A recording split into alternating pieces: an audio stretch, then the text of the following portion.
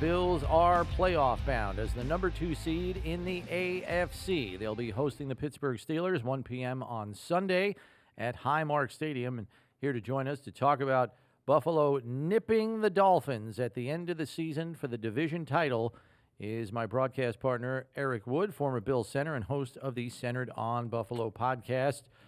All right, Eric, you've had an overnight to sleep on it. Maybe your biggest takeaway from the performance yesterday to win the division? I feel like it's almost a dichotomy of this season, full of ups and downs that ends up with a great result. The Bills end up as the AFC East champs after this roller coaster of a season, and yesterday was a roller coaster of a game. And I'll say the amount of growth that we've seen from this team, especially in these last 3 weeks, getting a couple ugly wins these last couple weeks, which they were losing those early in the season.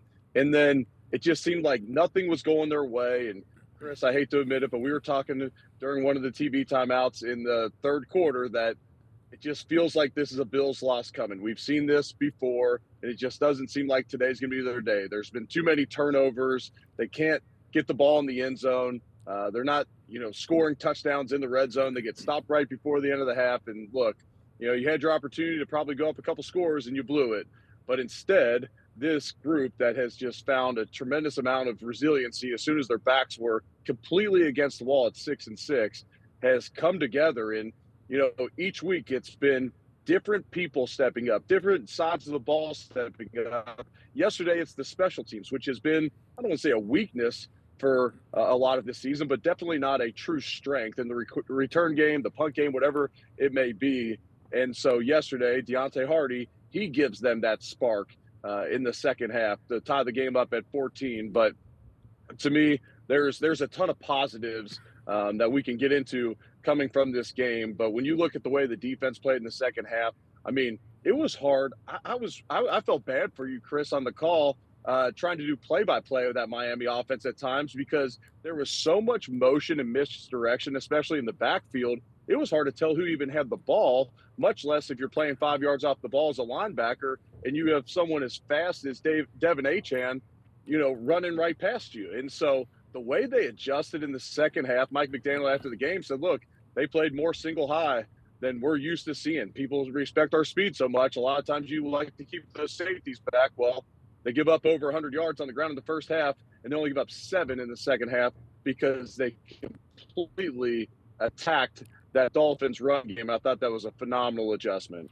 That does seem like the kind of theme around this game and this win is that so many guys came off the bench, everybody from Ryan Vandermark to Balin Spector and everybody in between. And plus you got guys like Hardy who's been up and active and making plays for the club as well. It just seemed like all 53 guys, were kind of in this win, which is kind of where you want to be headed into the playoffs. I don't know how much you can transpose going forward, but certainly we talked about it even coming into the Miami game. This is a team that has won in different ways throughout this little streak they've been on these last 5 games. They've won with a running game against Dallas. They've thrown it. They've done it with turnovers, with defense. How much can you now what does that? How does that change the view of this Bills team going into the playoffs now that you've had this little streak? Certainly, they haven't been massive blowouts, although the Dallas game stands out. They just kind of been finding different ways to get it done. Yeah, well, they might be the hottest team in football right now. They have multiple ways that they could win, and they sustained that rash of injuries kind of middle part of the season, maybe just before the middle part of the season. They sustained those injuries, especially on the defensive side of the football, and they built tremendous depth through the draft over the years, through free agency. And look, they didn't have a ton of money to spend in free agency last year, so you go in, you bring in an excellent guard and Connor McGovern, who's been steady all year.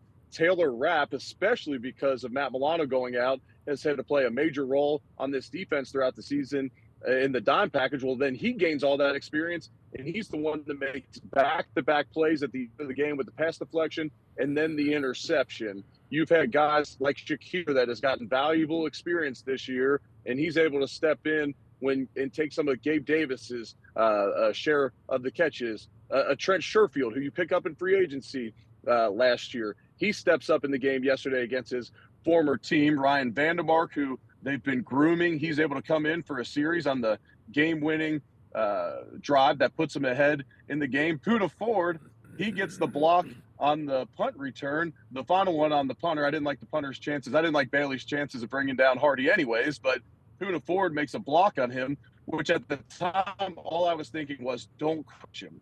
Like, just get in his way, because don't get an unnecessary penalty in this instance, trying to give a big shot on the punter. But, and we could keep running through it, but Balin Spector steps in. You have a guy like Dane Jackson who's able to fill in for Rasul Douglas, and Dane Jackson's got tremendous experience.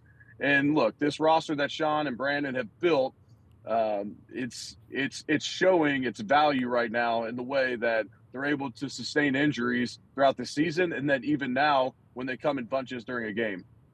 So knowing, I don't know, this playoff iteration of this Bills team, Eric, is far different from the one, we saw in 2020 or 2021, where there was an outright juggernaut offense that was among the best in football, and it was like, try to stop us.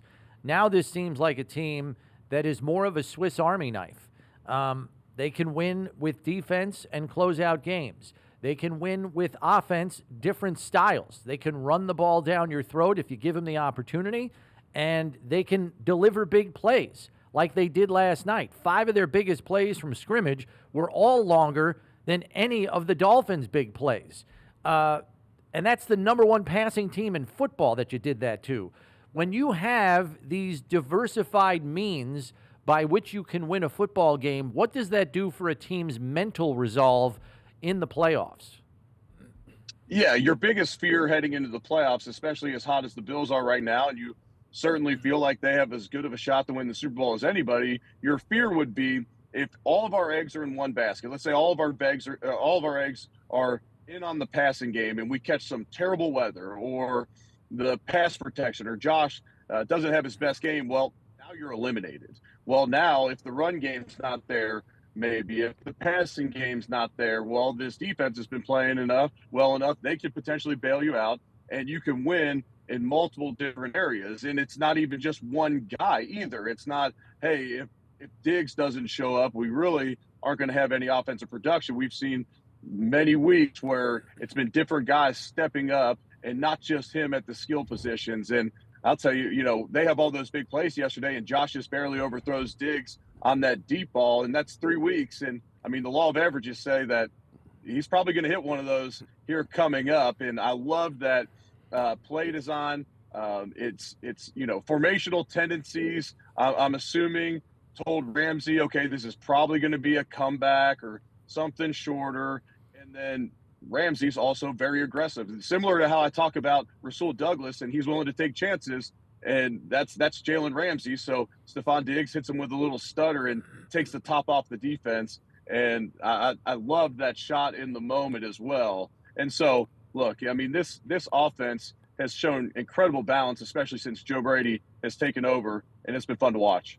Yeah, the interesting part about all these different facets of the Bills team being highlighted in different wins in different ways, and when you get in the playoffs, it's also about exploiting the weakness of your opponent. Now, all these teams in the playoffs are going to have fewer and fewer weaknesses and bigger strengths, but the ability to take advantage of an opponent's deficiencies is really what the playoffs are all about. You've got to be good enough defensively in the back end to take advantage, or in the front end to take advantage, in your run game to take advantage, in your passing game to take advantage, that in man-to-man cover, all of that stuff. And it seems to me the Bills have proven they've got the ability in all of those facets to flex if it comes to that. Yeah, that's extremely well said, Steve. And they have shown that. And then flip it over to the defensive side of the football, especially with injuries, when you look at maybe some of the weaknesses that other teams may take advantage of, or maybe where the Bills don't have strength, give Sean McDermott immense amount of credit for really getting more creative schematically on the defensive side of the football than I've ever seen it be throughout his career, going back to Carolina or throughout his tenure with the Bills, getting into more dime packages, creating more four-man rushes, but not necessarily just the down 4 guys. We've seen at times 3D linemen on the field and put a linebacker at the line of scrimmage to spy a quarterback. He's gotten very creative this year where, okay, you don't necessarily have your Hall of Fame pass rusher Von Miller at his top to run that edge. Okay, so how can we get more creative with our pass rush? Okay, Dodson has played extremely well in the run game, but teams may attack him in the pass game. Okay, let's put Jordan Poyer there and bring Taylor Rapp into the game. And it's been, to me, it's been as impressive as anything with this Bills team is the way Sean McDermott has taken this defense and has them playing at such a high level against great competition. You look at Dallas and Kansas City and Miami, and no one gets over 20 points. I mean, that's a tremendous job by that defense. Yeah, no question about it. They're probably playing the most consistent ball of the entire football team. Last one I've got for you, Eric. Let's spin it forward a little bit. You made a note of this on the broadcast last night. There was a high run percentage on first down by the Bills offense yesterday. Is there an ability now going forward to maybe play off that tendency, whether it's play action or RPOs or what have you, knowing that they were so heavy on the one side of that ledger on Sunday night?